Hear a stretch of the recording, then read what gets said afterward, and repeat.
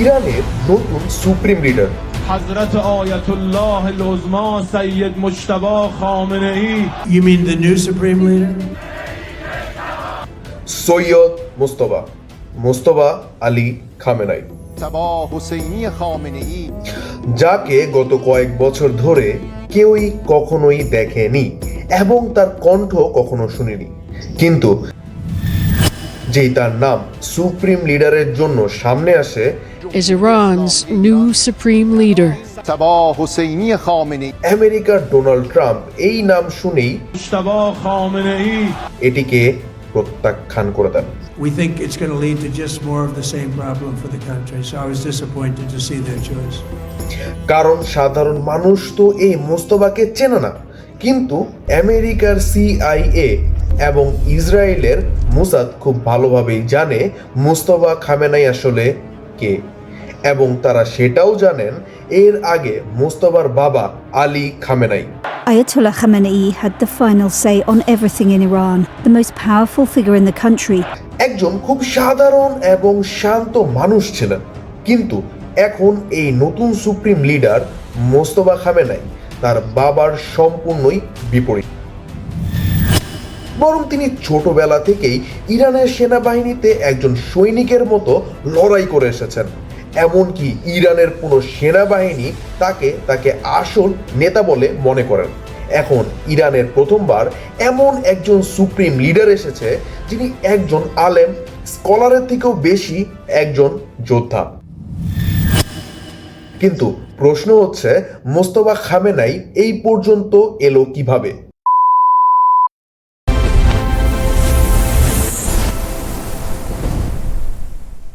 প্রিয় দর্শক, আজকে থেকে প্রায় 50 বছর আগে যখন ইরানের একজন অত্যন্ত দুর্নীতিগ্রস্ত বাদশাহ রেজা শাহের শাসন ছিল, যে সে সময় ইরান বিশ্বের অন্যতম সমৃদ্ধপূর্ণ দেশ ছিল, এই দুর্নীতিগ্রস্ত বাদশাকে চ্যালেঞ্জ করার জন্য ইরানের একজন নতুন নেতা সামনে আসে, আয়াতুল্লাহ খামেনাই। অবশেষে খামেনির শক্তি এতটাই বেড়ে যায় যে ইরানের বাদশাহ বাধ্য হয়ে দেশ ছাড়ে। In March 1980, the Shah returned to Egypt, where he died on the 27th of July 1980, aged 60. একদম চিরদিনের জন্য পালিয়ে যায় এবং এইভাবেই খামেনেই ইরানের প্রথম সুপ্রিম লিডার হন। যে খামেনাই ইরানের সুপ্রিম লিডার হলেন কারণ তিনি অন্যান্য মুসলিম নেতাদের মতো ছিল না। আমেরিকার তোষামত করার বদলে তিনি সরাসরি আমেরিকার চোখে চোখ রেখে হুমকি দিত। এই কারণেই আমেরিকা, ইসরায়েল এবং অন্যান্য নেতারা প্রথম দিন থেকেই খামেনাই থেকে মুক্তি পেতে চেয়েছিল। Iran is today the world's leading state sponsor of terror. অবশেষে তারা একটা পথ ঠিকই খুঁজে বের করেছে। ইরানের পাশের দেশ ইরাকের এক নতুন নেতার আগমন ঘটায়, যিনি এই সুপার পাওয়ারের জন্য খামেনির উপর আক্রমণ করতেও প্রস্তুত ছিল। হ্যাঁ বন্ধুরা, আমরা বলছি সাদ্দাম হোসাইনের কথা।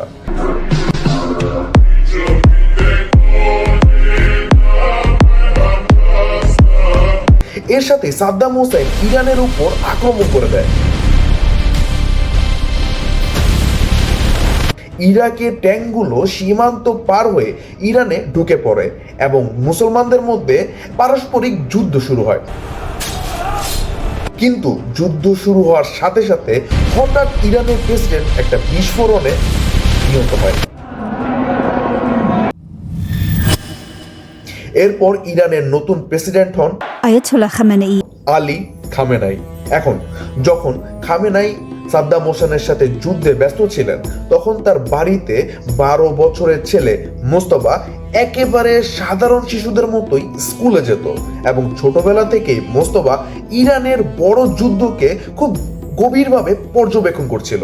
অর্থাৎ মোস্তফার পুরো শৈশব কেটেছিল যুদ্ধের মধ্যে। অবশেষে যখন মোস্তফার বয়স 17 বছর হয়, তখন সেও একজন সাধারণ সৈনিকের মতোই ইরানের সেনাবাহিনীতে যোগ দেয় এবং সাদ্দাম হোসেনের বিরুদ্ধে যুদ্ধে লড়াই করেন।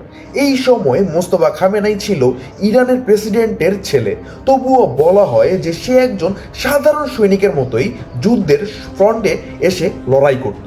এভাবেই মোস্তফা তার ব্যাটালিয়নের সাথে ইরাকের ভিতরে ঢুকে পড়ে এবং ইরাকে ঢুকে মোস্তফা ও তার সঙ্গীরা ইরাকে 30টি পাহাড়ে ইরানের পতাকা উত্তোলন করে। ঠিক তখনই ইরান সিদ্ধান্ত নেয় যে যুদ্ধ শেষ হবে এবং সব সৈন্য তাদের অবস্থানে ফিরে যায়। ঠিক এইভাবেই 8 বছরের যুদ্ধ শেষ হয়। ইরানের প্রথম সুপ্রিম লিডার আয়াতুল্লাহ খামেনি এই পৃথিবী ছেড়ে চলে যান। এখন একটা বড় প্রশ্ন সবার সামনে আসে, ইরানের নতুন সুপ্রিম লিডার এখন কে হবে? এর জন্য ইরানে 86 জন স্কলার একটা বৈঠকে একত্রিত হয় এবং নতুন সুপ্রিম লিডার নির্বাচনের জন্য ভোট শুরু করে। এই নির্বাচনে 86 জনের মধ্যে 60 জনই ছিল স্কলার। আলী খামেনাইকে ভোট দেয়, যার মধ্যে 70% ভোটই ছিল এবং এভাবেই আলী খামেনাই ইরানের নতুন সুপ্রিম লিডার হন। এখন কথা হচ্ছে, মোস্তফা ইরানের প্রেসিডেন্টের ছেলে না, বরং সুপ্রিম লিডারের ছেলে ছিল। তবুও বলা হয় সে তার বাবার সাথে নয়, বরং আগের মতোই ইরানের সেনাবাহিনীতেই ছিল। এইভাবেই পরবর্তী 10 বছর ইরানের সেনাবাহিনী ও মোস্তফা খামেনাইয়ের মধ্যে একটা গভীর সম্পর্ক তৈরি হয়। বরং এখন পর্যন্ত মোস্তফা একজন স্কলার নন, বরং সবসময় একজন সৈনিকের ইউনিফর্ম পরতেন। অবশেষে 10 বছর সেনাবাহিনীতে থাকার পর মোস্তফা একজন সৈনিক হওয়ার পাশাপাশি একজন স্কলার হওয়ারও প্রতিশ্রুতি নিতে শুরু করে। এরপর প্রথমবারের মতো তাকে এমন পোশাকে দেখা যায়। এভাবেই মোস্তফা ইরানের বড় বড় স্কলারদের ছাত্র হয়ে ওঠে। এখন যখন মোস্তফা পড়াশোনা শেষ করছিল, ঠিক সেই সময় ইরাকের সাদ্দাম হোসেন ও আমেরিকার মধ্যে একটা শত্রুতা শুরু হয় এবং সাদ্দাম হোসেন সম্পূর্ণভাবে বদলে যায় এবং সেও আমেরিকাকে হুমকি দিতে শুরু করে। এই কারণেই সাদ্দাম হোসেনের হুমকির পর আমেরিকা সাদ্দামকে সরিয়ে দিতে চায়। এই কারণেই আমেরিকা ও ইসরায়েল মিলে সাদ্দামের বিরুদ্ধে বরাবর অভিযোগ করতে শুরু করে। There is no question whatsoever that Saddam is seeking and is working and is advancing towards the development of nuclear weapons. No question whatsoever. American and coalition forces are in the early stages of military operations to disarm Iraq, to free its people, and to defend the world from grave danger. যে সাদ্দাম হোসেন ইরাকের জন্য পারমাণবিক বোমা তৈরি করছে, কিন্তু সাদ্দাম বরাবরই বলছিল তার কাছে কোনো পারমাণবিক বোমা নেই। Our own side of the story and why we want to live in peace and security. তবু আমেরিকা তার কোনো কথাই শুনে না, বরং পুরো শক্তি দিয়ে ইরাকের বিরুদ্ধে হামলা শুরু করে।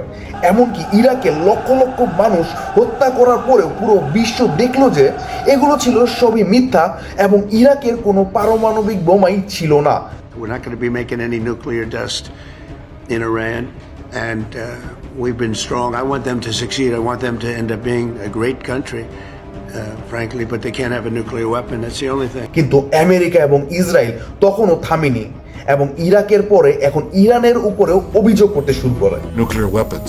Nuclear weapons. Nuclear weapons. Atomic bombs. If not stopped, Iran could produce a nuclear weapon in a very short time. It could be a year, it could be within a few months, less than a year. যে ইরানও নাকি ঠিক একইভাবে পারমাণবিক bomb তৈরি করছে। এটা দেখে ইরানের বড় বড় স্কলারদের মধ্যে একটা বড় বিতর্ক শুরু হয় যে এখন আমাদের কি করা উচিত। কিছু কিছু লোক বলল যে আমাদের পারমাণবিক বোমা বানানো উচিত নয়, কিন্তু কিছু লোক বলল যদি আমরা পারমাণবিক বোমা নাই বানাই তাহলে আমেরিকা আমাদের উপর আক্রমণ করবেই, তাই আমাদের পারমাণবিক বোমা তৈরি করা উচিত। অবশেষে ইরানের সুপ্রিম লিডার আয়াতুল্লাহ খামেনি এই বিতর্ক শেষ করে দেয়। The leader of Iran's Islamic Revolution, Ayatollah Sayyid Ali Khamenei, says Tehran is not seeking nuclear weapons. এবং পুরো বিশ্বের সামনে ঘোষণা করে দেয় যে ইরান কখনোই পারমাণবিক বোমা তৈরি করবে না, কারণ পারমাণবিক বোমা তৈরি করা ইসলামে হারাম।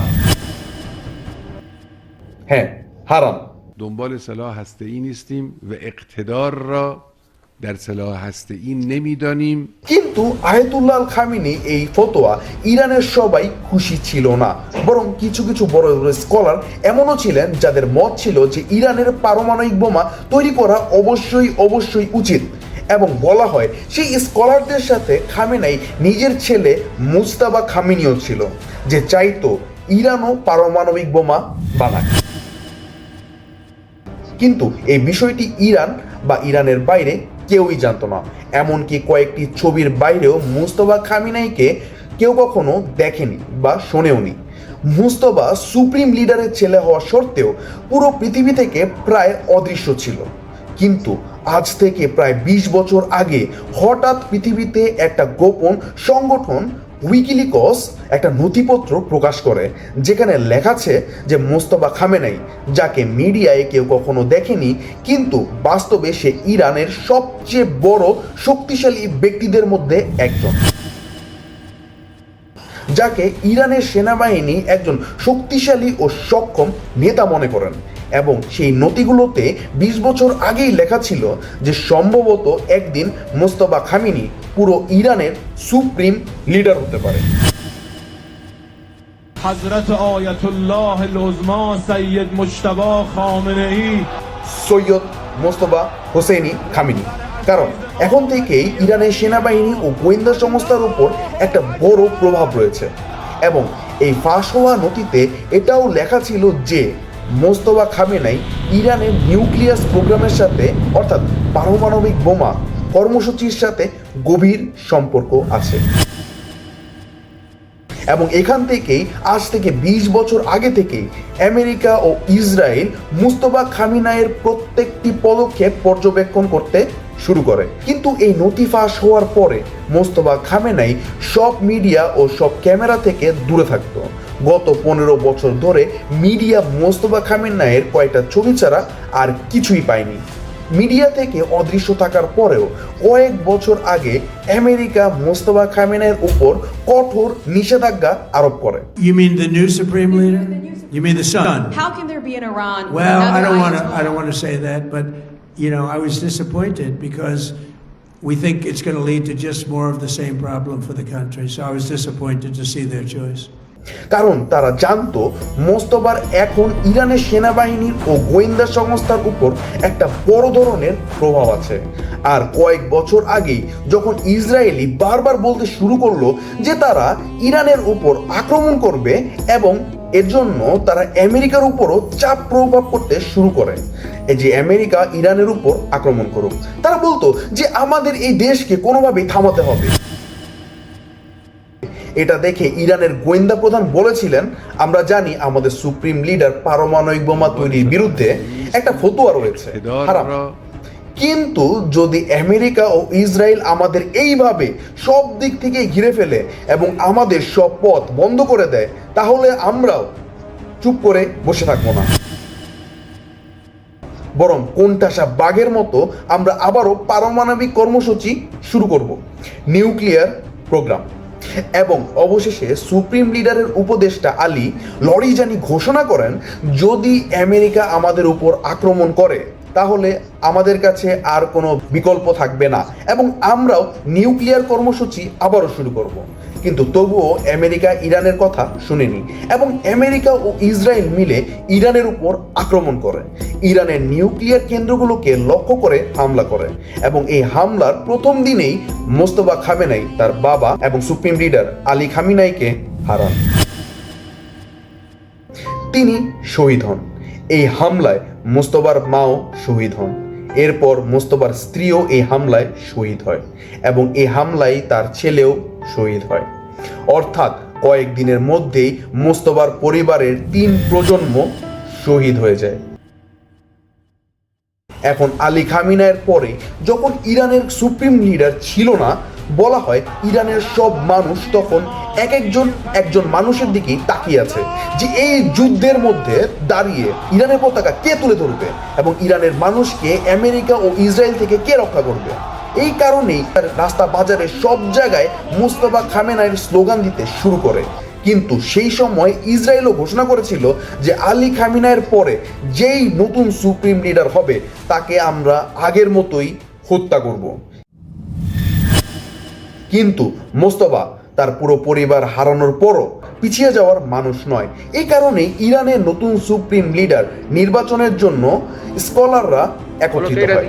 হ্যাঁ, যেভাবে 40 বছর আগে একত্রিত হয়েছিলেন খামেনির মৃত্যুর পরেই। এটা দেখে আমেরিকার প্রেসিডেন্ট বলেছিলেন, যদি মোস্তফা খামেনাই সুপ্রিম লিডার হয়ে যায় তাহলে আমরা ইরানের এই সিদ্ধান্ত কোনোভাবেই মানব না।